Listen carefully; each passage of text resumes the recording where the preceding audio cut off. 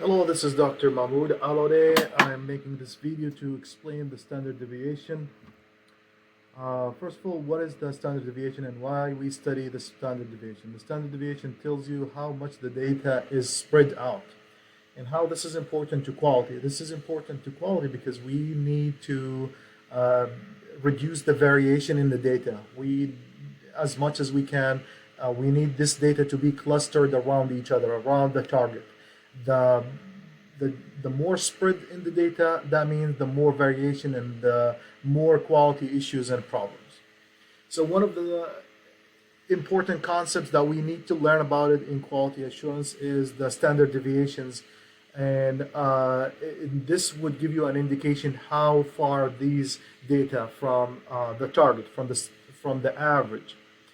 I did put steps here where you will help you to calculate the standard deviation. However, with the new technologies in Excel and everything, there's an easier way for doing it, but we still have to go through the traditional way, the long way for doing the calculation.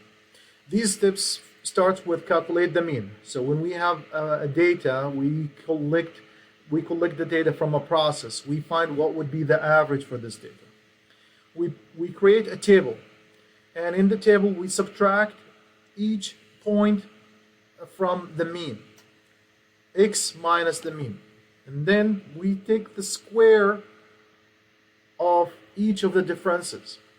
That's the third step. The fourth step, we add all the squares of the differences together, and then we divide that value by n minus 1 in case if we have a sample, and this would be the variance. And in order to find the standard deviation, you take the square root of the variance. Let's take an example, a practical example. We have an owner for a restaurant here who's interested to know how much people spend money in the restaurant. We need to know, just interested to know how much people usually they spend at his or her restaurant.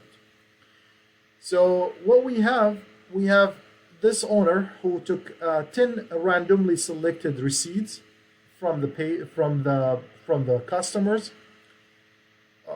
and then write down the information as the following. The first receipt is $44, $50 the second receipt, $38, $96, $42, $47, $40, $39, $46, and $50 for the 10th receipt. The first step, what we did, as you see, I listed this information, this data in a table, and now the next step would be subtracting this value from the mean.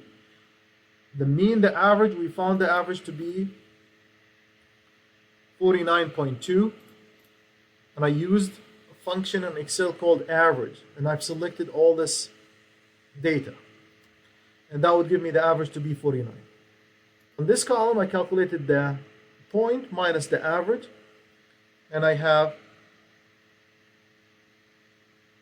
this information minus 5.2 for the first receipt, 0.8 for the second receipt, etc. Next step is to find the squares of these values. So I took this value to the power of 2, and I found the squares for that. I added these together, and I found the total to be 2599.6. And what I did, following the equation for the variance and the standard deviation, divide that by n minus 1 because this is a sample. If we're doing this study for the whole population, that would be divided by n, but since this is the sample, that's going to be n minus 1. In this case, we have the sample to be 10 minus 1, that would be 9. So divide 2599 by 9, that would give you the variance to be 288. Now take the square root for that to find what would be the standard deviation. Select this cell to the power of 0.5, and that would be 1699. However, I also would like to explain a different way, an easier way for doing it. There's, as I mentioned, with the new technologies, advanced technology, you could solve this question with a matter of seconds. There's a function on Excel called STDEV, which stands for the standard deviation, dot S, which is the sample, or dot P for the population. And in this case, the P is not, in this case, is not the population, it's a sample. So in order to find the standard deviation for these data, you use stdev.s and select the data from D19 to D28, and that would give you the standard deviation right away. So it saved you of building the table and do the calculation, but also will give you a quick answer here. The variance, there's also another equation for the, or function for the variance, and that would be var var.s and select the data D19 to D28, and that would give you the variance for this information.